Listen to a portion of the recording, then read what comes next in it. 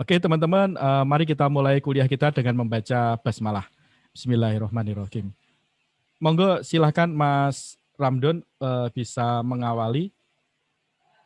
Ya, Assalamualaikum warahmatullahi wabarakatuh. Selamat malam semuanya. Mas Jun, matur sembah nuwun. Kita udah nggak ketemu hampir Gara-gara COVID setahun. ini.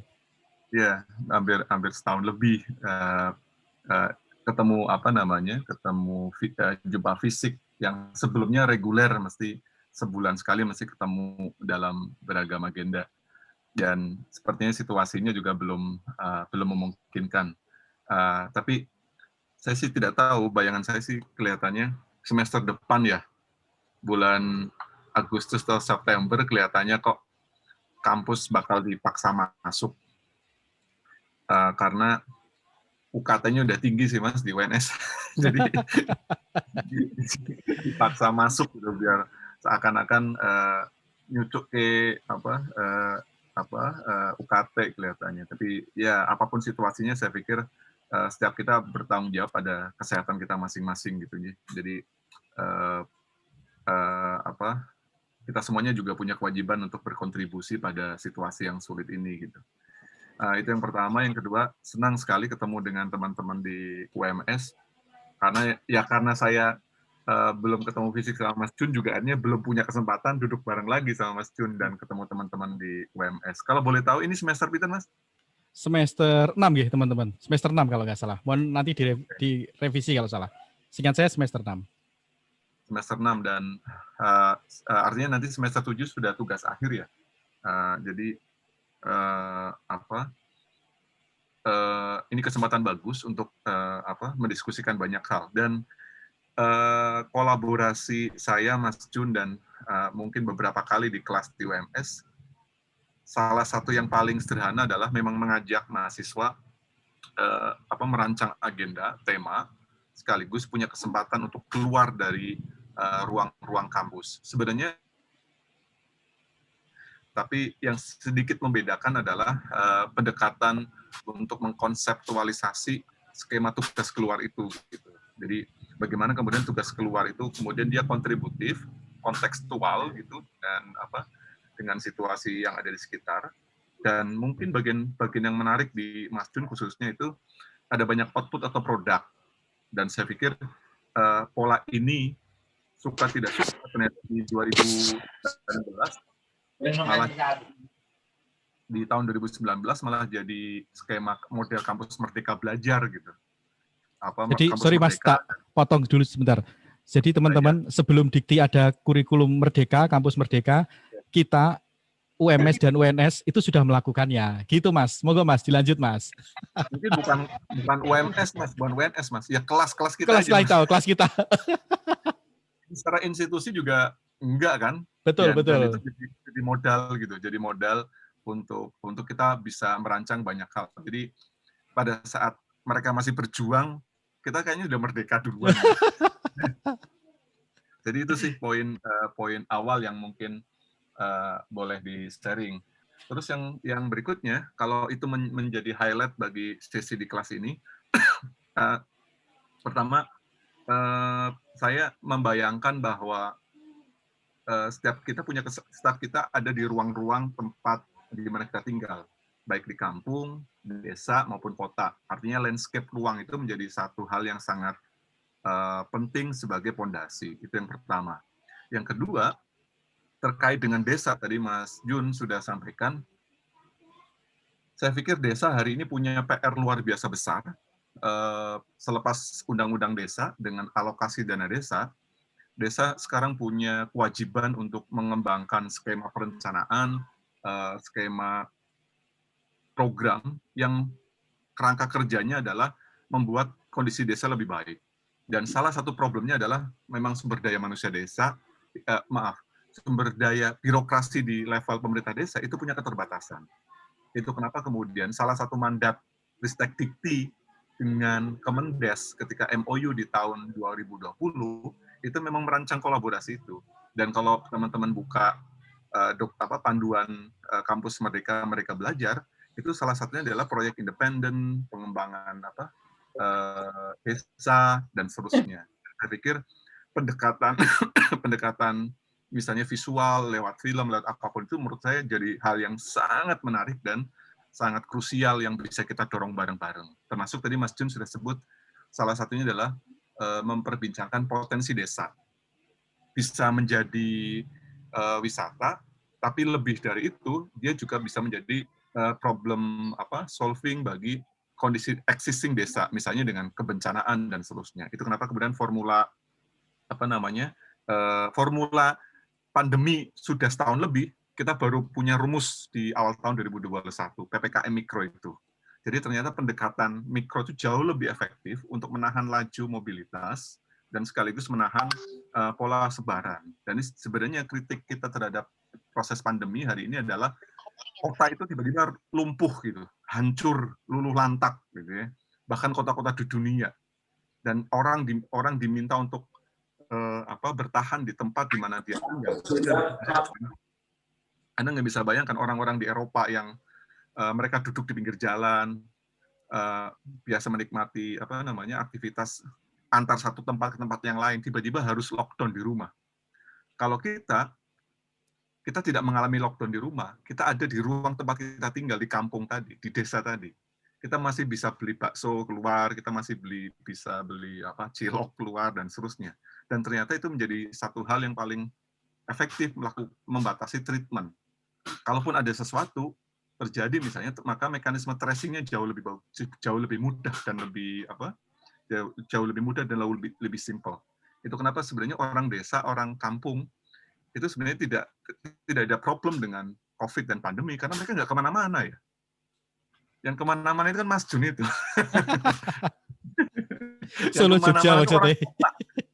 Orang kota yang bentar-bentar naik pesawat, bentar-bentar naik kereta, dan problem pola distribusi COVID itu kan ada di ruang-ruang itu gitu. Dan tapi ya sejauh ini sih kondisi kita lebih baik, kita bersyukur, dan kita lagi nunggu 2 minggu terakhir pasca Lebaran apakah ada kenaikan atau tidak. Moga-moga tidak, dan artinya kita di Juni-Juli moga-moga kita punya sesuatu yang lebih baik sehingga kita punya kemungkinan adik-adik kita di SD, SMA dengan adaptasi baru mungkin bisa sekolah gitu ya, mungkin 50% dan seterusnya. Kalau itu berarti terjadi, berarti mahasiswa juga bakal masuk di semester depan di bulan September gitu ya. Karena Piala Eropa minggu depan udah mulai, Mas. Kick off di tanggal 12 Juni, artinya memang situasinya lebih baik. Di Asia itu jadi masalah sekarang, India dan Malaysia sekarang lagi tinggi.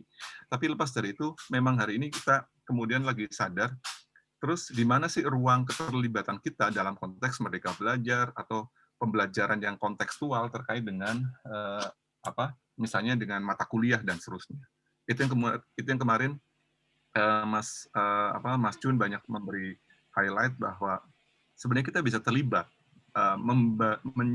menjadi bagian dari upaya melakukan edukasi dengan semua bentuk mata kuliah yang bisa kita rancang.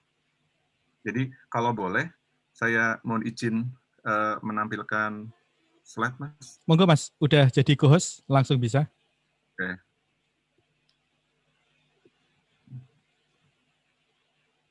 Saya mohon izin menampilkan slide. Nah, jadi salah satu problem sebelum pandemi ini memakai asumsi bahwa situasinya normal gitu ya. Situasinya normal untuk kita bisa menunjukkan bahwa tempat kita tinggal, kampung gitu, juga tidak bisa lepas, atau desa atau kota sebenarnya dia ruang tempat kita bermula dan tempat kita kembali. Gitu. Itu kenapa kemudian menjadi penting untuk memulai banyak hal di dalamnya gitu. Bentar. Nggak bisa next ya? Belum tertanya, Mas? Oh, belum tampil ya? Belum tampil.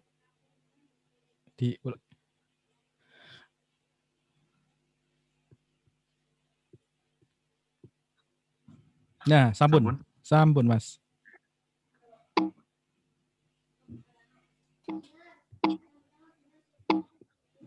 Tapi nggak bisa ini. Nggak bisa gerak, Mas. nggak bisa gerak.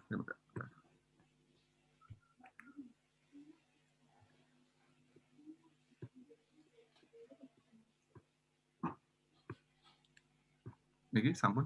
Sampun, sampun. Oke.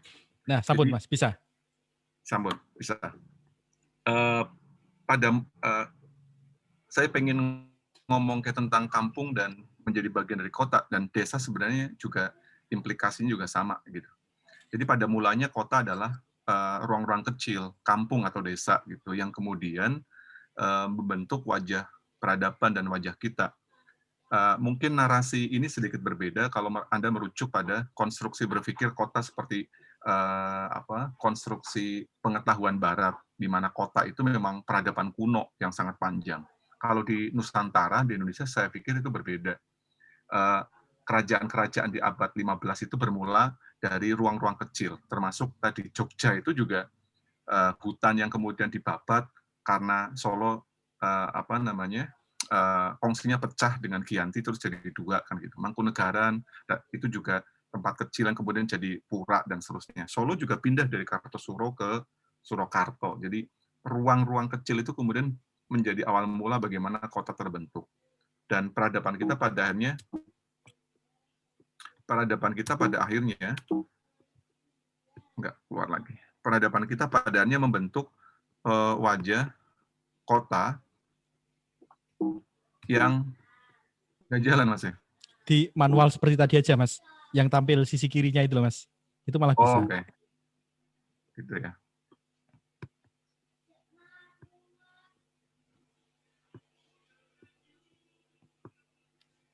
Oke, jadi bagian penting dari proses ini adalah memahami bahwa ruang-ruang di kota itu bermula dari ruang-ruang kecil, ruang di mana individu hadir membentuk wajah kota modern gitu. Kalau ini bisa ya? Bisa, nah. Bisa Mas. Oke. Nah, sip. Mungkin ya. Wajah kota kita kan kemudian hari ini kayak seperti ini kan, paradoks antara kota yang berubah sangat cepat dan kampung yang lambat.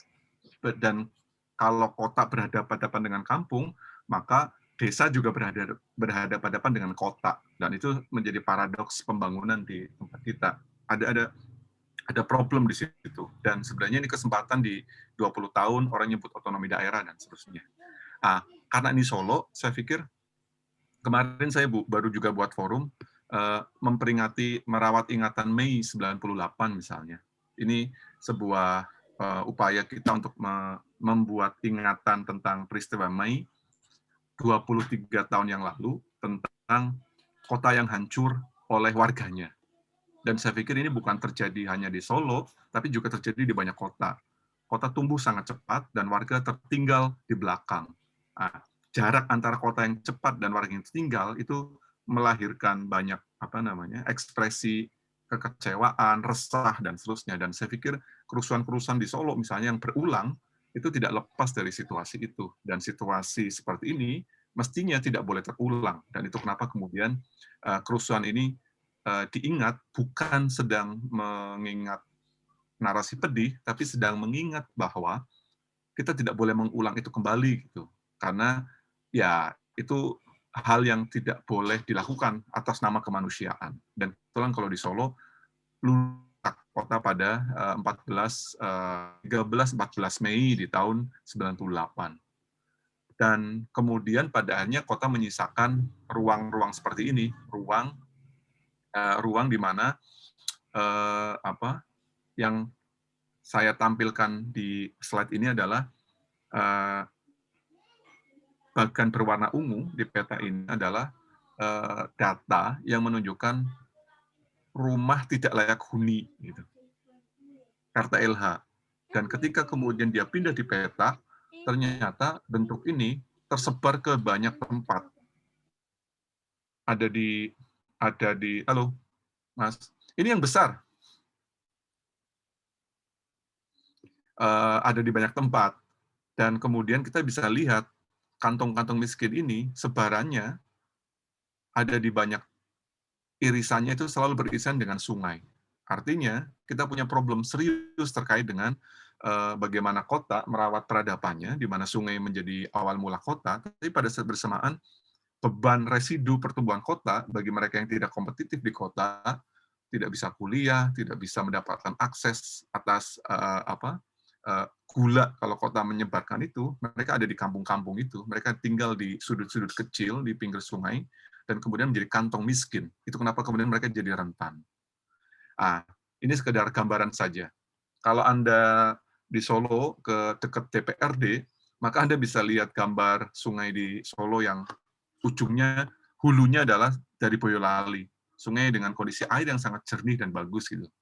Tapi kalau dia bergerak dalam durasi 1 kilo, maka Anda bisa lihat kondisi sungai dan hunian yang sangat padat, hampir semuanya ada di pinggir sungai. Ini gambar yang bisa kita lihat atau dengan mudah Anda bisa lihat di banyak sungai di kota-kota di Solo maupun kota-kota di Indonesia, di mana teritori kawasan pinggir sungai itu adalah zona liar gitu. Imbasnya satu, jelas. Imbasnya adalah kota menjadi akumulasi, kampung menjadi akumulasi dari beban kota yang luar biasa masif gitu. Maka hari ini kita bisa lihat situasi kota yang ekstrim gitu. Bebannya kemudian menjadi seperti ini. Ini sungai dari kota yang kemudian limbahnya menjadi sangat padat berwarna hitam, dan ini yang coklat adalah Bengawan Solo dengan kondisi sungai yang normal. Maka kita menghadapi situasi yang sangat ekstrim di mana residu dari pembangunan kota itu selalu punya imbas ke ruang-ruang paling kecil. Kampung, sungai, desa itu menjadi unit yang paling tereksploitasi dari pembangunan kota. Itu kenapa kemudian ya kita bisa lihat gambar kota dengan sudut pandang seperti ini.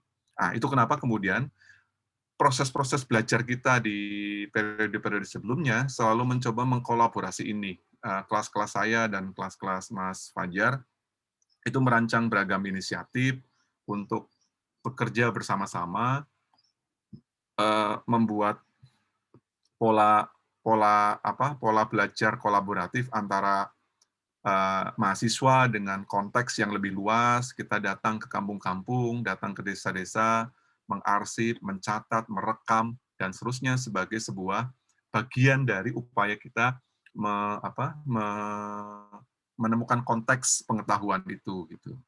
Kalau mau di periodisasi, kurang lebih prosesnya seperti ini biasanya. Proses dari mata kuliah ke mata kuliah, yang kemudian selalu terhubung dari satu angkatan ke angkatan berikutnya sebagai pengetahuan bersama yang secara kolektif.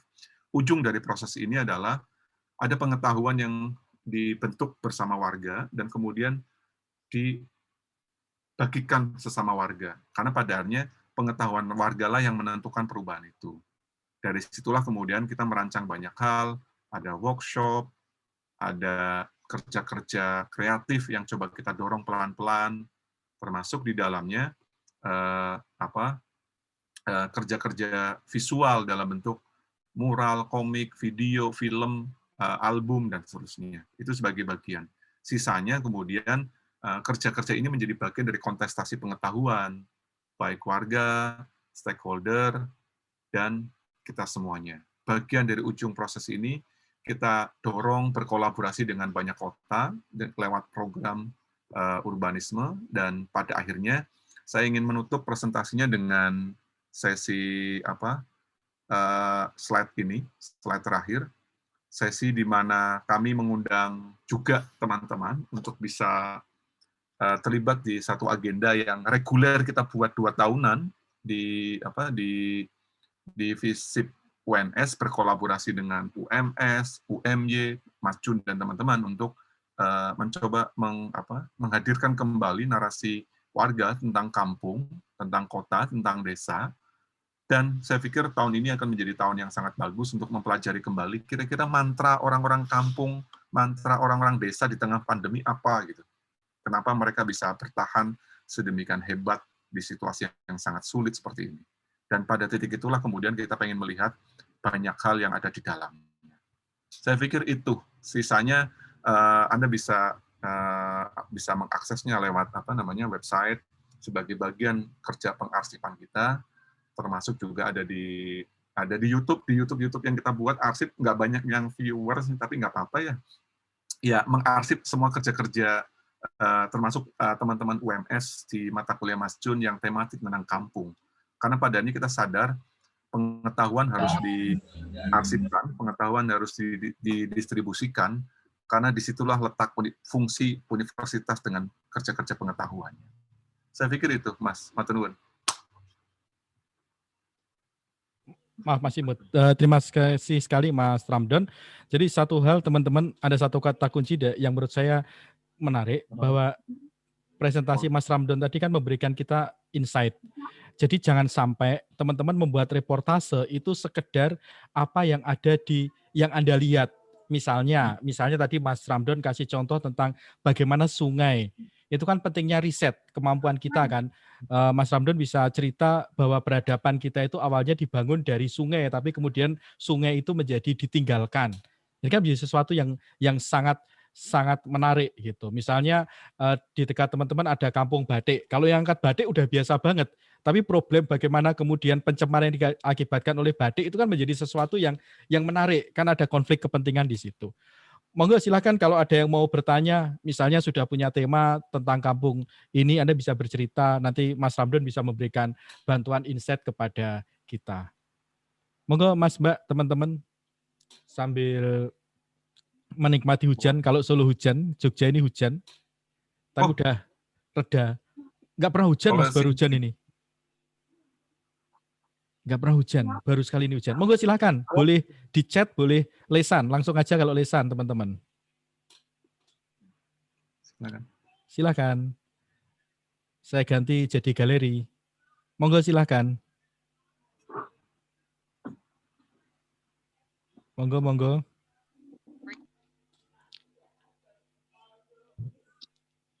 Monggo teman-teman, kalau ada yang mau bertanya, mau bercerita juga boleh gitu.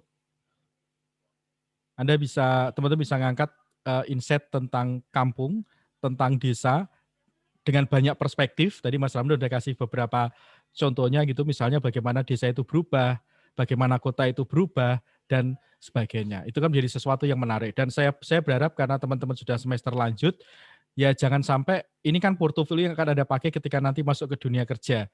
Jangan sampai ya nun sewu ngono-ngono wae gitu loh, yang bukan mahasiswa S1 aja bisa membuat, jangan sampai seperti itu. Jadi insight itu menjadi mudah. Sekarang kan produksi siapapun bisa, karena kecanggihan teknologi. Dengan HP, mobile, jurnalisme kita bisa. Persoalannya kan adalah insight itu tadi. Monggo silakan, yang mau bertanya silakan di unmute sendiri. Monggo teman-teman silakan. Boleh di menu chat.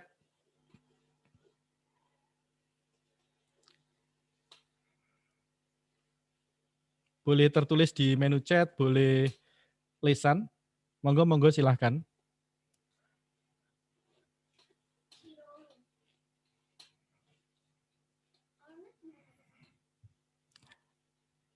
Oke, karena belum ada, saya awali aja ya untuk men-trigger.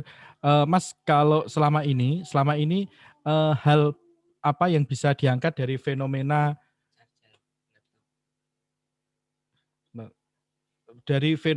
yang ada di kampung, Mas? Dari yang selama ini pernah di riset oleh Mas Ramdan dan teman-teman di Kampung Nesia.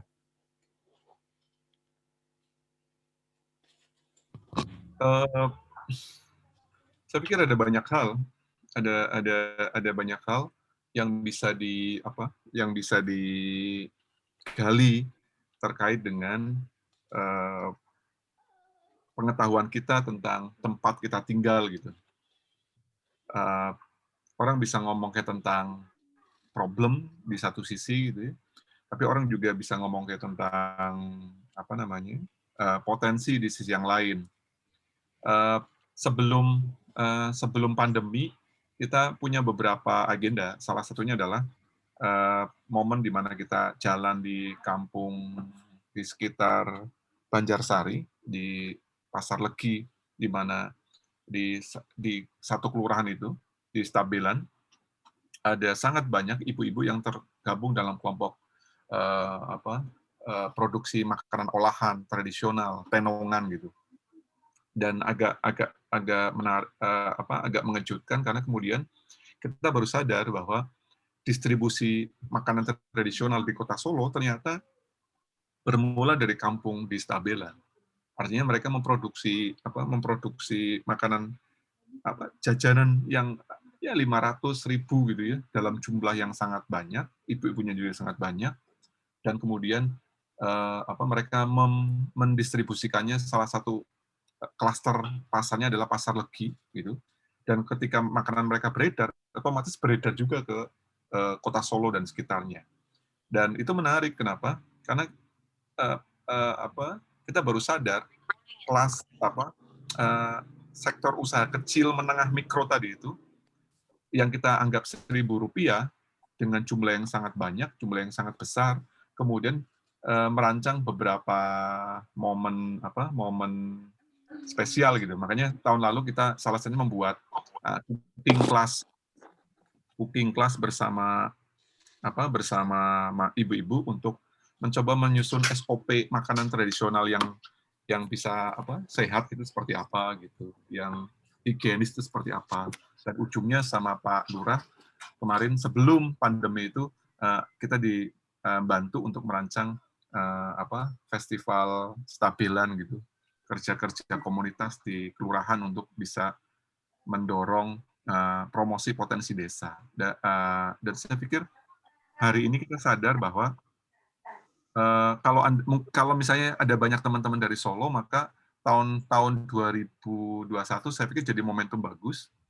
Momentum yang pertama adalah momentum kota dengan wali kota baru, dengan wali kota yang memberi ruang sangat, rencananya gitu ya, memberi ruang dengan sangat luas bagi anak-anak muda terlibat dalam proses pembangunan kota. Dan saya pikir salah satu ruang yang dibuka adalah tadi ruang-ruang kreatif. Itu kenapa kemudian Shopee itu juga sudah buka kantor di Solo gitu ya. GoFood, Grab, Gojek, semuanya juga sudah pada ke Solo. Saya pikir kita sedang melihat bagaimana potensi kota dengan potensi anak mudanya itu hendak dikelola bareng-bareng.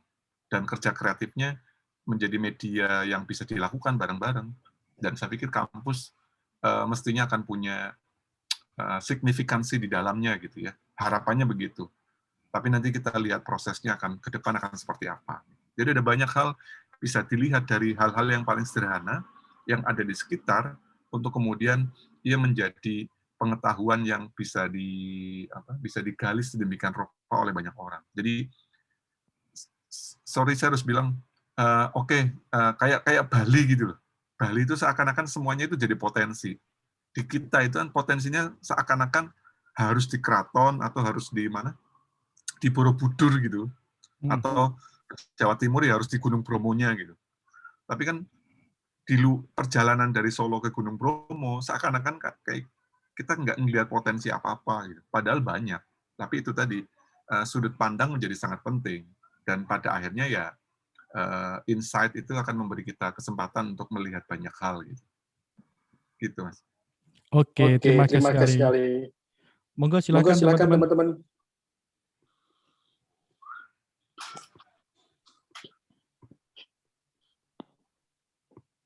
Monggo silakan kalau ada pertanyaan mumpung ketemu dengan Mas Ramdan. Atau jika belum nanti bisa disimpan dulu terus nanti sesuai dengan yang saya sudah bagi ke grup para teman-teman produser, nanti teman-teman mengumpulkan draft naskahnya, nanti saya sama Mas Ramdan akan membaca draft naskah teman-teman sehingga kita bisa memberikan masukan. Gitu Mas ya? Mungkin lebih tepatnya seperti itu. Jadi ada proses pendampingan, ada proses dialog agar karya teman-teman menjadi lebih insightful gitu. Nanti kalau Mas Ramdan ada acara, bisa di-screening juga di acaranya Kampung Nesia. Jadi tujuan kita memang kita harus membangun jejaring gitu. Kita selama ini yang tidak ada dalam pendidikan tinggi di Indonesia atau belum banyak itu adalah jejaring. Dan selama ini kami berjejaring itu lebih banyak karena kedekatan personal Mas ya, sama-sama suka bal, suka sepak bola, sering sering kehik bareng dan sebagainya. Gitu teman-teman. Jika tidak ada 10 menit lagi atau 5 menit lagi bisa kita akhiri, monggo saya masih kita tunggu. Mungkin mohon izin saya menampilkan beberapa foto Oke, kegiatan siap Mas. yang sebagai model gitu ya. Kelihatan kan sudah Oke, tampil ya. sampun. Misalnya ya ini satu model kita di cooking class gitu ya, yang tadi saya sebut di kampung. Salah satu idenya memang kebetulan mereka adalah pedagang-pedagang kuliner yang setiap hari memang jualan. Terus kita cari formula kira-kira apa yang bisa didorong gitu dengan dengan ibu-ibu gitu. Salah satu kontribusi yang kita buat kemudian kita mengundang chef gitu ya, yang kemudian mencoba menstandarisasi makanan tradisional itu biar efisien, biar eh, tidak tetap sehat sehat sehat dan higienis. Kemudian jadilah forum-forum seperti ini gitu, forum-forum di mana kita bisa merancang kerja bareng dengan komunitas misalnya. Ini satu contoh.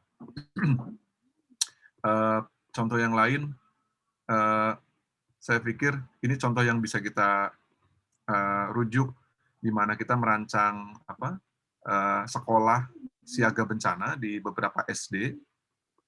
Di SD ini ada di SD Muhammadiyah di daerah Kampung Sewu untuk merancang workshop bareng dengan sekolah, terus kemudian membuat simulasi bersama-sama gitu. Ini bersamaan kebetulan momennya. Jadi di sekolah kita merancang program dengan komunitas siaga bencana dari PMI, termasuk kemudian dengan Tagana dan komunitas untuk memberi pengetahuan paling dasar tentang standar mitigasi paling awal bagi anak-anak terkait dengan bencana. Jadi kenapa anak-anak penting? Ya karena kelompok kelompok rentan itu selain perempuan, lansia, ibu hamil, orang sakit, ya termasuk anak-anak. Dan saya pikir ini relevan dengan mungkin di peringatan 15 tahun gempa di Bantul, Mas ya. Oh iya, Jadi betul betul. 2 hari yang kesadaran lalu. tentang kesadaran tentang mitigasi kebencanaan jadi sangat penting, dan upaya memberi pengetahuan itu sepertinya bisa didorong bareng-bareng. Dan saya pikir di sini juga ada satu kelompok yang produksi video juga terlibat di dalamnya gitu, dari UMS juga. Ini ada di SD di Muhammadiyah, membuat simulasi dan seterusnya sebagai bagian dari kerja kolaborasi dan bareng-bareng. Jadi kata kunci yang tadi Mas Jun sebut, kata kunci kolaborasi itu menjadi model gitu. Termasuk ini juga bagian dari kerja-kerja yang didorong di sebelum pandemi, festival-festival kecil di kampung bersama warga, bersama Pak Lurah difasilitasi untuk kita terlibat di dalamnya gitu. Ya, yang bergerak warga. Ini rapat-rapatnya, mereka berkumpul difasilitasi Pak RW, Pak Lurah, dan kita menjadi bagian untuk belajar gitu. Dan padahalnya kemudian berbagai peristiwa itu menjadi sebuah event kebudayaan yang kemudian kita bisa melihat bareng-bareng sebagai sebuah kerja kolektif gitu, baik anak muda maupun mahasiswa.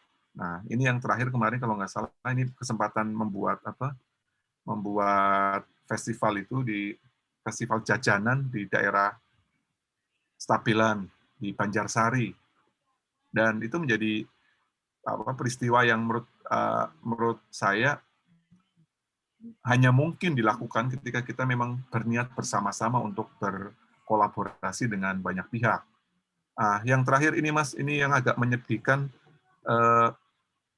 ya hanya kafe-kafe yang kita buat padarnya juga harus tutup karena semua agenda kita harus tunda semuanya bersamaan dengan pandemi, dan Solo di KLP di bulan Maret tahun 2020. Padahal itu belum lama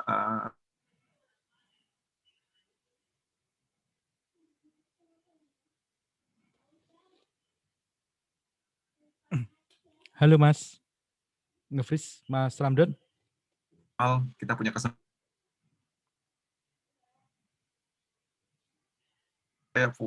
lagi merancang juga beberapa platform ini Mas, platform digital 1000 startup bareng-bareng di Kota Solo. Monggo nih teman-teman UMS bisa menjadi bagian dari kerja-kerja yang kolaboratif bersama anak-anak muda di kampus lain atau di kota dan seterusnya. Saya pikir itu. Oke Mas, ada pertanyaan di chat Mas, ada pertanyaan dari Mbak Putri. Bagaimana tips biar dekat dengan objek? Karena Mas Ramdan background-nya sosiologi dan selama ini jarang gitu loh. Setahu saya dosen sosiologi yang bisa sangat dekat banget dengan objek. Pertanyaan dari Mbak Putri ini menarik banget gitu. Monggo silahkan Mbak. Mas kok Mbak? Sebenarnya spesifik dekat itu, jadi gini, mungkin tadi Mas Jun sudah menyampaikan kata kunci menurut saya, riset riset ya, riset jadi kata kunci untuk memulai pengetahuan yang kemudian menjadi bisa dipertanggungjawabkan gitu. Satu itu. Yang kedua, karena riset ia membutuhkan setidaknya bukan 1-2 pertemuan, tapi intensitas lebih gitu. Saya tidak ingin menyebut lama atau pendek gitu, karena durasi itu tidak menentukan, tapi lebih pada intensitas yang mau dibangun. Kalaupun kemudian orang memasuki sebuah tahap produksi, seringkali ia mengabaikan fakta produksinya, yaitu riset itu sendiri gitu. Yang kalau saya nggak tahu, tapi saya masih ingat beberapa kali Mas Jun juga membuat beberapa screening diskusi dengan Dendi gitu ya, di program dia program dia di Watchdog atau bagaimana dia bisa menghadirkan wajah Indonesia dari sisi yang lain gitu ya. Ya ada kritik, ada polemik, itu nggak ada masalah, tapi kita nggak bisa melihat tampilan filmnya Dendi tanpa mau memahami bagaimana Dendi bekerja gitu. Bagaimana dia bisa touring, bisa menyelami banyak hal gitu ya. Itu jadi luar biasa gitu. Dan saya pikir semua orang punya kesempatan yang sama untuk melakukan itu. Sehingga dekat itu bukan dimonopoli oleh Dendi, bukan dimonopoli oleh saya, tapi Anda juga bisa melakukannya. Itu yang pertama. Yang kedua, pilihan paling mudah adalah memperbesar ruang intensitas tadi. Misalnya begini, kalau memang misalnya Putri tinggal di Solo gitu ya, atau di kampung misalnya anggap saja tadi Laweyan. Saya pikir ketika pilihan menghadirkan narasi Laweyan itu menjadi pilihan yang sangat ideal. Kenapa? Karena Anda ada di situ. Anda tidak perlu menjadi orang lain untuk menghadirkan narasi baru gitu. Dan intimitas Anda di ruang itu menjadi modal terbaik untuk misalnya untuk mendisplay bukan hanya problem, bukan hanya potensi, tapi sudut lain gitu. Sudut yang mungkin orang lain nggak ngerti. Misalnya gini ya. Solo itu kalau kita buka Google video foto Solo itu ceritanya kan 2 pilihannya. Kalau nggak balai kota itu keraton. Kalau nggak Jokowi, Gibran. Saya pikir nggak fair dong. Terus wong Solo porano liane itu, yo nggak bisa. Tapi itu kan algoritma media. Itu kenapa kemudian kita memproduksi narasi kampung. Biar kita mau bilang, kampung Solo itu pahlawannya nggak cuma Pak Jokowi, bukan hanya Gibran. Pahlawannya Pak RW, Pak RT itu. Tokoh takmir masjid itu pahlawan. Pak Linmas itu si nyebrang ke depan anak-anak sekolah itu hero banget. Tapi kan kemudian kita abai pada narasi-narasi kecil itu. Kita kejebak pada narasi besar yang kemudian seakan-akan menjadi pengen diketahui orang banyak. Dan saya pikir hari ini di pandemi, di kerja-kerja kreatif hari ini, saya pikir situasi itu berbalik ya. Orang sudah jenuh nonton Raffi Ahmad, sekarang orang malah nontonnya kemarin Dustin gitu ya, jadi yang aneh-aneh. Dan saya pikir kita juga hari ini sedang kangen pada narasi-narasi lokal. Itu kenapa kemudian campur sari kita tiba-tiba menyenangkan sekali. Jadi Kempot kemarin meledos karena saya pikir karena orang selama ini mengabaikan dia gitu, dan tiba-tiba orang surprise dengan Didi Kempot. Loh, kita itu sudah dengar Didi Kempot itu udah bertahun-tahun kan gitu, di jalan, di bis, itu udah biasa. Tiba-tiba kita kaget, semua orang kaget Didi Kempot ada di TV. Ternyata durasinya nggak lama ternyata. Ya padanya karena kita kejebak pada persoalan itu. Jadi setiap Anda akan punya kesempatan dan modal terbaik untuk dekat dengan narasi yang mau Anda bangun, dan riset yang baik padanya akan menghadirkan sudut pandang yang baik juga gitu. Dan saya pikir Anda punya mentor terbaik, Mas Jun, yang bisa memberi banyak hal di proses ini gitu. Oke, Gitu Mas. Mbak Putri Sekar. Ada pertanyaan, terima kasih kembali Mbak Putri dari Mbak Dina, izin bertanya, kelompok kami akan mengangkat tentang Kampung Blangkon di Serengan. Menurut Mas Ramdon, apakah cukup relevan? Menurut saya bukan hanya sekedar relevan, tapi bagaimana mengambil angle, Mas ya, tadi Ya, kedekatan itu. Karena ya mau nggak mau kan bisa jadi satu lokasi pernah diliput berkali-kali ya, apalagi diliput di TV swasta itu bisa jadi kan, apalagi sekarang YouTube memudahkan siapapun menjadi konten kreator gitu. Menurut saya poin pentingnya adalah angle. Mungkin Mas Ramdon bisa memberikan perspektif kalau ini contoh kasus nih, kalau kelompoknya Mbak Dina ini ngangkat tentang Kampung Blangkon Serengan, kira-kira aspek apa yang bisa ditonjolkan? Gitu, Mas. oke. Saya pikir sama dengan di atasnya tadi Mbak Selvia Dewi juga tentang limbah batik Pabrik, gitu ya. ya betul.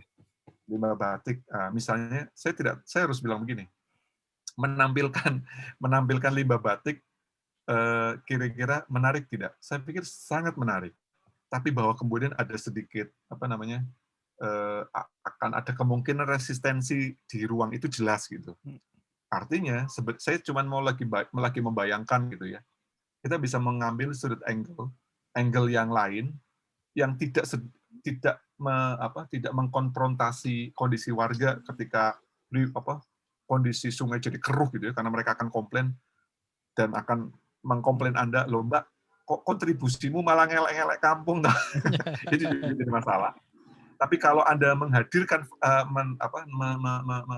menampilkan narasi yang seakan-akan tidak ada masalah, itu juga problem. Saya pikir kalau misalnya Anda dekat, maka Anda bisa mengambil profiling misalnya, pengrajin mana yang kira-kira bisa merancang limbah dengan jumlah yang sangat minim gitu. Dia bisa mengembangkan ipalnya sendiri misalnya, atau kemudian dia mengembangkan batik dengan sumber bahan alamiah misalnya. Oke. Sehingga pada saat bersamaan promosi batiknya tampil, tapi pada saat bersamaan kemudian Anda pengen mengambil keberpihakan. Ini loh isu lingkungannya ketika dia memakai bahan alami atau dia membuat ipal mandiri sehingga dia tidak membuang limbah. Menghadirkan orang-orang seperti ini itu penting. Yang kedua inspiratif karena kemudian ia punya amplifikasi bagus bagi isu lingkungan, bagi isu batik, pariwisata dan seterusnya. Tapi kalau cuma menghadirkan blek sungai dengan problem batiknya ya nanti mohon maaf kayak itu loh Mas yang kayak kemarin di Malioboro itu loh Mas yang tumbas Iya, pecah. betul Ya kan betul. ini digolek bakule, Betul betul. digolek bakule. Karena loh Anda ngomong sembarangan, kami keberatan ini. Ini Nah. ngelak-ngelak Malioboro. Waduh saya bilang. Padahal kalau makan pecel harusnya ngajak Mas Fajar. Ah. Boleh pecel Mediun Mas ya. Sambele. Itu masalah menurut saya. Jadi sudut pandang menjadi sangat penting dan saya pikir kita padannya bijak. Oke, produksi kita 10 menit tidak sedang menjadi solusi. Iya, kita tidak akan menyelesaikan semua persoalan. Tapi sudut pandang yang menarik akan memberi kontribusi lain bagi situasi yang ada gitu. Dan itu bisa diambil gitu. Bisa diambil dalam situasi yang menarik yang pelan-pelan bisa di highlight gitu. Tadi kalau misalnya tadi pewarna kaitannya dengan tadi problem lingkungan dan seterusnya. Termasuk juga saya pikir Serengan, Blangkon. Blangkon menjadi menjadi kampung Blangkonnya, produksi Blangkonnya saya pikir kita bisa dengan mudah melihat banyak gitu ya. relevan tentu, tapi kalau misalnya kalau Anda punya kesempatan melihat sudut pandang lain, misalnya ya kayak tadi sama seperti batik, bisa nggak sih melihat misalnya sudut pandang ini apa namanya, bukan belangkon yang diproduksi dan dipakai secara komersil, tapi misalnya melihat bagaimana bahan atau material yang dipakai, misalnya tadi kalau yang tadi alam ini adalah bahan-bahan apa namanya, sisa misalnya perca sebagai salah satu kasus, atau misalnya Anda bisa melihat bagaimana orang membuat belangkon itu kemudian bisa bukan sukses ya, tapi itu menjelaskan etos kerja bertahun-tahun sampai kemudian dia bisa menyekolahkan anaknya. Oh, aku pengrajin belangkon loh. Ning anakku kuliah, anakku sarjana misalnya. Atau ya seperti tadi misalnya orang yang tukang becak terus kita tidak harus mengeksploitasi penderitaan atau kemiskinan, tapi menghadirkan etos lain sehingga seorang tukang becak itu bisa bisa menginspirasi anaknya untuk menjadi seorang sarjana dan kemudian ia punya kesempatan mendapatkan akses pendidikan yang lebih baik. Maka kita sedang bicara tentang mobilitas struktur, mobilitas apa namanya, sumber daya manusia yang kemudian tiba-tiba kita sadar materi yang kita buat itu menginspirasi lebih banyak orang. Jadi padahalnya kampung Blangkon bisa diambil, bisa saja tidak di kampung, tidak di Blangkonnya, tapi bisa saja ada di domain domain yang di sekitarnya. Jadi kalau membayangkan makanan ya kalau bubur ayam itu kan ya buburnya kan, nasi itu. Tapi kan ada banyak topping di atasnya. Saya pikir meng-highlight beragam jenis topping di atas bubur itu sepertinya menarik gitu. Tidak harus dijebak pada pada bubur tok gitu, tapi Anda bisa melihat banyak hal. Dan saya pikir saya tidak bisa memberi apa ya, harus ini, harus itu. Anda akan punya kesempatan lebih kritis, lebih baik ketika Anda mengeksplorasi lebih banyak hal. Gitu. Mbak Dina. Oke. Wah, ini mulai hot ini, banyak bertanya. Dari dari Mbak Aisyah, ini ada Mbak Maya Permatasari yang Raisen juga. Izin bertanya Mas, terkait relevansi dan angle reportase yang menarik, apakah ada tips untuk memilih angle reportase yang tidak biasa atau tidak mudah ditemukan di Google? Reportase buat YouTuber namun tetap relevan. Terima kasih. Kemudian dari Ganis Dwi Gustati, saya izin bertanya, saya berpikir mengangkat tentang pelebaran jalan utama Sragen Solo. Nah, ini Mas Ramdan cocok ini kalau jawab. Sebagai seorang sosiolog, kandidat doktor. Kemudian berpikir mengangkat opini pemilik warung di pinggiran yang terkena dampak pelebaran jalan. Apakah tergur paksa atau diberi ruang pembebasan yang cukup? Menurut Mas Ramdan, ide tersebut menarik atau tidak? Kira-kira pripun, Ci? Monggo, Mas. Ada dua pertanyaan yang mirip-mirip sebenarnya. Yang resen tadi jadi atau? Yang resen, monggo silakan Mbak Maya Permatasari.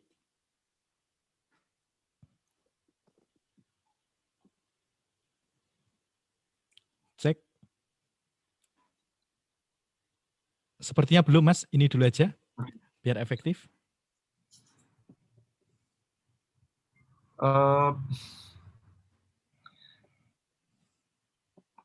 Saya pengen merespon yang Mbak Genis Dwi Gustati tadi. Saya pikir menarik untuk melihat dampak dari perkembangan infrastruktur gitu ya. Saya tidak tahu apakah kita akan masuk pada diskusi tentang dampak pembangunan jalan ke pemilik warung gitu ya. Itu juga menurut saya bisa gitu ya. Atau kemudian kita punya sudut pandang yang lain untuk misalnya membayangkan problem pertama adalah tentang jalan sebagai infrastruktur. Yang kedua, ketika ia dibangun, maka ia merubah sesuatu. Gitu. Tapi jebakannya jangan terkait dengan pilihannya gitu ya, bukan terkait gusur-menggusur misalnya, tapi Anda bisa melihat banyak hal terkait dengan misalnya keberadaan jalan tol yang juga di Sragen juga Anda bisa lihat, termasuk keberadaan zona di mana petani juga mengalami perubahan ketika dampak keberadaan jalan tol itu hadir. Atau Anda bisa melihat bagaimana kemudian hari ini mobilitas orang dari satu kota ke kota yang lain itu sudah berkurang aksesnya terhadap transportasi publik gitu. Sragen Solo, bisnya itu kan sebenarnya saya tidak tahu, tapi saya mau bilang bis spesifik Sragen Solo kayaknya sudah sangat terbatas ya. Iya, Kalaupun Mas. ada ke Jawa Timur toh, Betul betul. lebih ke Jawa Timur, jadi ia hanya transit saja. Sama seperti bis Solo Tawangmangu itu menurut saya juga sudah nggak seperti dulu gitu. Hmm. Menghadirkan perubahan pola transportasi itu juga menarik menurut saya. Itu menjadi ruang yang semua orang bisa terhubung gitu. Mas Fajar ngalami. Iya. Jenenge dolan mondar-mandir sampai Sragen gitu. Perubahan orang dari dulu naik bis arah Sragen itu mudah menjadi sekarang sulit karena jumlah bisnya terbatas atau atau kayak saya mau bilang gini, ada satu buku satu buku Indonesia yang sangat bagus ketika dia nulis satu kota di Padang itu dia melihat tentang angkot itu loh. Mhm. Padang atau Makassar sih? Yang angkotnya banyak apa, sound system-nya itu, Mas, ya? Sistemnya itu loh Mas, Betul. mana itu? Dan dia jadi riset yang sangat menarik gitu ketika melihat melihat angkot warna-warni, kemudian ada sound system, naik malam ada lampu nyala gitu. Dia melihat kita melihat ada dimensi lain dari sekedar alat transportasi gitu. Iya kayak lifestyle-nya drivernya itu loh Mas. Betul Mereka betul. keren-kerenan itu dengan angkot yang keren gitu. Dan itu memberi kita, ih iya ya menarik banget ya. Jadi Mmm. menurut saya melihat pola transportasi bis kita yang berubah menjadi bis yang kalau rukun sayur, rukun namur itu kita udah kehilangan aroma aroma proses urbanisasi dari desa Mhm. ke kota atau dari kota balik ke desa, semuanya hilang gitu Mmm. dengan akses mobil, akses jalan, implikasinya adalah akses yang juga makin luas terhadap transportasi privat, mobil, motor dan seterusnya, dan tiba-tiba kita merubah banyak hal.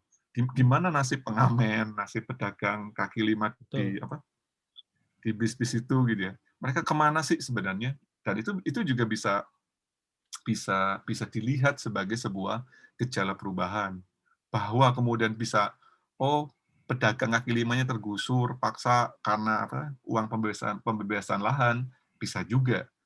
Tapi Anda bisa juga membuat temanya jauh lebih kecil, tapi ada human interest di dalamnya gitu. Karena ketika Anda menampilkan kembali, atau saya nggak tahu sih, membuat video koyo itu loh Mas, kayak GoPro mobile gitu, dari Mmm. terminal ke terminal jalan saja melihat itu, sepertinya itu bakal semua orang kan merasakannya gitu. Dan itu jadi atau kalau kalau kalau mobile gitu, kalau naik di kereta gitu, terus kita ngelihat keluar jendela itu kan Mmm. kita melihat perubahan kan sebenarnya. Slide Betul. gambar yang jalan itu kita melihat perubahan. Dulu kanan kiri kita hijau karena Mmm. sawah, tapi karena perubahan jadi menjadi sangat banyak rumah, kompleks dan seterusnya. Jadi saya pikir yang paling teman-teman akan sangat beruntung ketika memakai bahasa visual sebagai bahasa untuk menjangkau lebih banyak pesan dan lebih banyak orang gitu. Jadi padahalnya tadi merespon juga untuk Aisyah Yuri tadi, tips spesifiknya menurut saya sih, saya tidak tahu persis ya, tapi saya mau bilang bahwa angle angle angle angle yang khas itu akan membuat orang spesial gitu. Mmm. Kalau misalnya kuliner ya, kalau saya sih suka Next Carlos gitu ya. Dia tidak di restoran gitu, tapi dia tiba-tiba kalau yang di Solo itu di belakang kampus UNS ada warung kecil tapi rame, dia ke situ gitu. Tiba-tiba, lah kita lah makan di situ, tiba-tiba next Carlos sampai ke situ.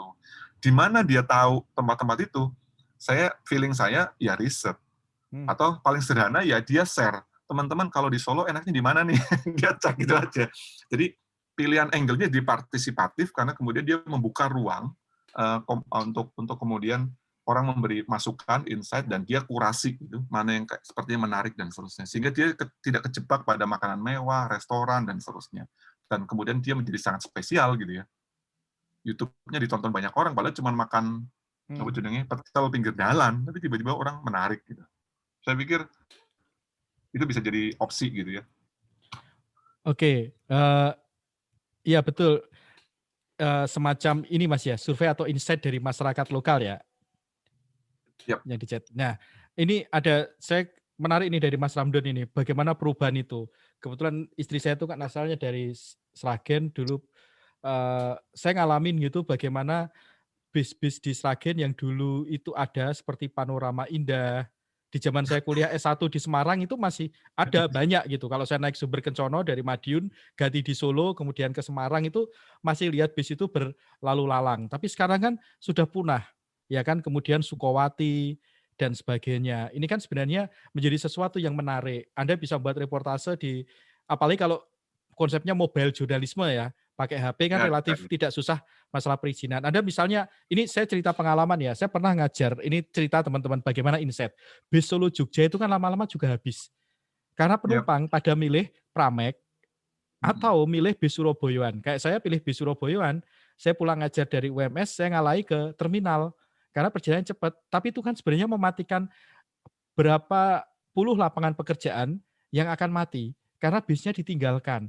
Tapi kan kalau kita naik bis-bis itu kan problemnya jalannya lambat dan sebagainya, itu kan problem urbanisasi, problem kampung juga sebenarnya.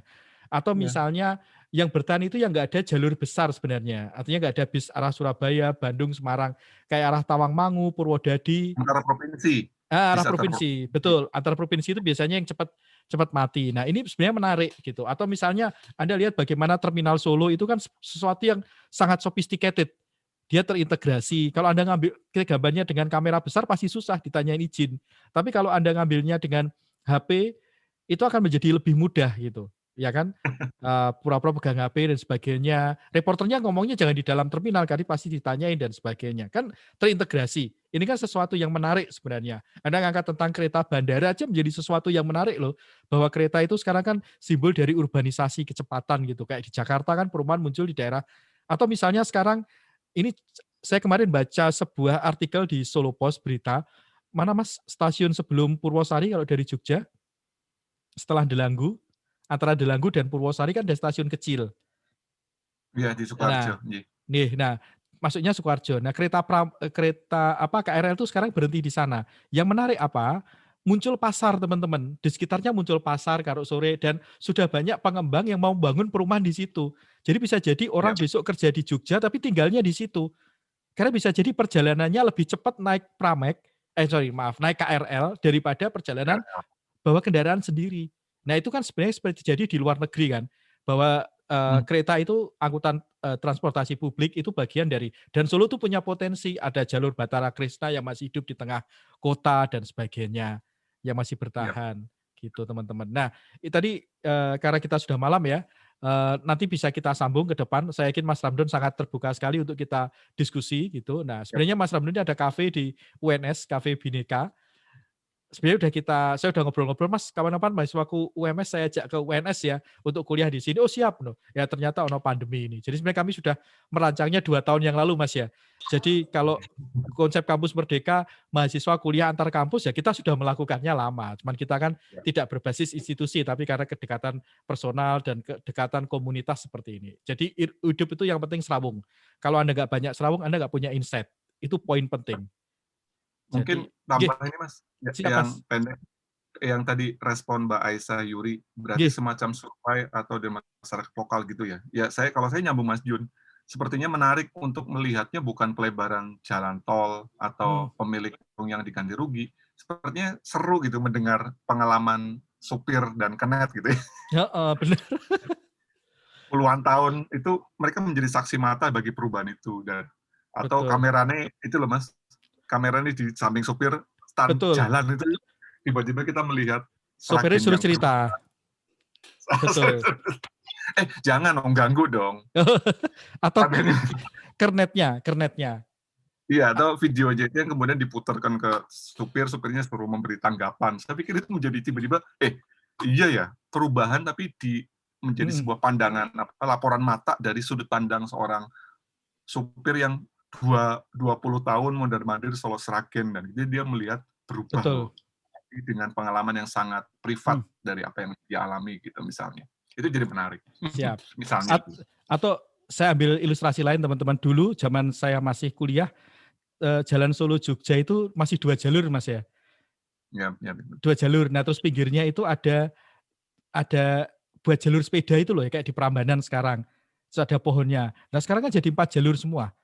Nah itu sama seperti yang Solo Sragen, suatu hari akan seperti itu. Apalagi dekat dengan akses pintu tol. Nah perubahan-perubahan itu kan menarik. Atau misalnya teman-teman yang daerahnya terdampak tol gitu. Mungkin menjadi menarik cerita tentang bagaimana masyarakat yang beralih profesinya, yang sawahnya tergusur tol, kemudian mereka sekarang usahanya apa sih? Ya kan? Mungkin misalnya kayak di tempat kampung kelahiran saya cerita itu di Madiun itu mereka membuat desa wisata. Itu menjadi sesuatu yang menarik, bicara tentang solusi. Mereka daripada problem, ya kan, tidak lagi punya tanah, tapi mereka kemudian inisiatif gitu, bersama dengan BUMDes mengelola tanah kas desa, modali bareng-bareng. Nah ini kan inisiatif-inisiatif yang menarik. Memang 10 menit, 20 menit dari feature teman-teman mungkin tidak akan memberikan solusi, tapi setidaknya memberikan insight, memberikan model bagi yang lain. Termasuk misalnya tadi yang pencemaran tadi, kan bisa menjadi sesuatu yang menarik. Contoh misalnya persoalan sampah. Saya ambil contoh ya, di Jogja itu ada namanya sedekah sampah. Anda bisa cari, kalau bingung nanti bisa. Nah, mungkin di Solo juga ada. Kalau bank sampah itu kan sudah biasa banget. Ini sedekah sampah loh, yang konsepnya adalah saling berbagi kekayaan melalui sampah, dan seterusnya. Jadi kata kuncinya insight yang itu dapatkan dari serawung. Jadi sering dolan. Tapi ini sorry, ini terakhir ya, karena tadi Raizen, kelompok saya mau mengangkat tentang gedung wayang orang, mengenai sejarahnya atau mengenai wayang orang yang sudah mulai sedikit penontonnya. Bisa atau tidak? Monggo Mas Ramdon, karena saya lama nggak ke Solo. Sebenarnya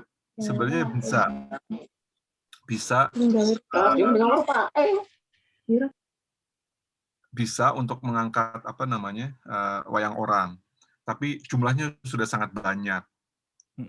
Menurut saya mungkin bisa diangkat misalnya pelaku wayang orang, tapi bukan di Sriwedari, tapi ketika dia di rumah. Gitu. Oke. Jadi malah bukan adegan tampilnya, karena adegan tampilnya udah sangat banyak dan klise gitu ya. Mergo sing nonton nggak enek, tapi bagaimana dia bertahan gitu. Artinya membayangkan kira-kira jadwal pemain wayang orang itu kalau pagi apa sih? Oh dia jual sayur umpamane. Terus siang istirahat karena malam harus pentas. Nanti sore mulai baca naskah, malam tampil. Mungkin kebanyakan mereka memang PNS, tapi sepertinya menarik untuk melihat wayang orang tadi, tapi bukan di wayang orangnya, karena itu sudah sangat banyak. Tapi melihat tadi, misalnya tadi yang disebut Mas Jun Insight yang spesial itu tadi, malah menghadirkan seorang pemain, tapi di rumah. Jadi artinya seperti melihat bukan Ronaldo di kick off 45 kali menit, tapi sebenarnya kenapa dia bisa sehebat itu sih? Oh, kita tiba-tiba tahu dia menjaga makan dengan cara seperti itu, fitnessnya kayak apa, orang istirahatnya kayak apa, sehingga itu jadi menarik kan melihat kok dia kondisi fisiknya masih prima ya. Nah, sama juga orang ngomong wayang orang. Mungkin wayang orangnya pas tampil mungkin durasinya sangat pendek, tapi ketika kemudian dia pulang, saya suka adegan menyiapkan diri wayang orang itu Mas, dandan itu kan ruang yang sangat privat kan. Tapi make up ya sebelum pentas, terus nanti adegannya kemudian mungkin dia mengemasi melepas baju wayang terus pulang ke rumah. Kayaknya menarik banget melihat ternyata pemain wayang orang itu sama kayak kita, mereka bekerja loh. Dan silakannya mereka nggak ada yang nonton Mas. Nggak ada yang nonton, dan mereka harus tampil karena mereka PNS di bawah dinas pariwisata kebudayaan. Itu kenapa kayaknya salah satu kayaknya menarik memberi insight tadi, pemain wayang orang tapi bukan di adegan dia tampil, tapi di rumah sehari-hari, bekerja, ngomong, nyuci, atau apapun itu kayaknya menarik. Misalnya itu bisa jadi alternatif untuk menampilkan narasi wayang orang bukan kejebak pada peristiwa wayang orangnya. Oke, Saya jadi pikir itu. teman-teman, terima kasih kembali Mbak Maya Permatasari. Jadi saran saya, kalau mau apa-apa coba cek di YouTube. Kira-kira itu sudah jadi konten orang nggak sih? Iya kan? Jangan sampai kemudian nilai beritanya kan hilang karena orang sudah produksi. Misalnya wayang orang tadi Mas Ramdan ngasih solusi yang menurut saya luar biasa insightful, ngambil dari sisi pelakunya, kehidupan sehari-hari gitu. Dulu siapa Mas penyanyi keroncong itu Waljinah ya? Ya. Dulu ada kakak kelas Anda ngangkat tentang musik keroncong. Yang diangkat itu bukan musik keroncongnya, tapi kehidupan Bu Waljinah sehari-hari di rumah. Ini kan menjadi sesuatu yang menarik gitu. Betul. Betul. Oke. Termasuk mungkin bukan hanya Bu Waljina, tapi kelompok-kelompok keroncong yang di kampung-kampung latihan Betul. Tiap malam sambil itu. mabuk. Nah, Karena atau kelompok apa Mas Gamelan Jowo dan sebagainya itu kan menarik yang teman-teman angkat. Bagaimana kampung itu berusaha melestarikan kebudayaannya. Iya kan? Nah, itu menjadi atau misalnya di kampung Anda ada masjid yang sudah tua. Kalau ngangkat masjidnya kan menjadi nggak menarik. Karena mungkin orang sudah ngangkat banyak banget. Tapi bagaimana orang yang ngerawati masjid itu sehari-hari, ngambil perspektifnya dari beliau, itu kan menjadi sesuatu yang akan lebih menarik gitu. Teman-teman, karena sudah cukup larut malam, kita akhiri dulu. Nanti kapan-kapan bisa kita sambung lagi, kita bisa masih ngobrol-ngobrol dengan Mas Ramdan. Sekali lagi matur sembah nuwun Mas Ramdan atas waktunya. Salam untuk teman-teman semua. Mohon izin saya akhiri nggih dengan mari kita tutup dengan membaca hamdalah alhamdulillahirabbil alamin.